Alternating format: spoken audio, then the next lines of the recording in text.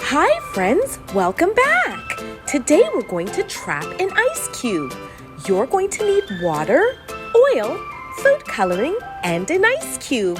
Are you ready? Let's do it! To see our experiment better, we're going to put a few drops of food coloring into our cup with water. Now we're going to stir it so that it's all the same.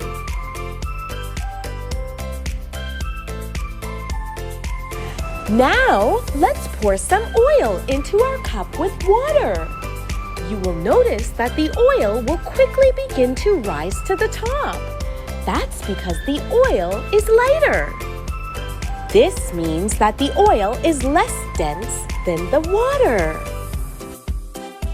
Now, my friends, let's trap the ice cube. Pick up the ice cube and gently place it in the cup. Look, boys and girls, the ice cube is trapped. It's floating on top of the water, but it has sunk to the bottom of the oil. Even when you stir it, it stays in the same spot. This is so cool! Thank you, my friends, for trapping an ice cube with me. Don't forget to try this at home. Bye-bye!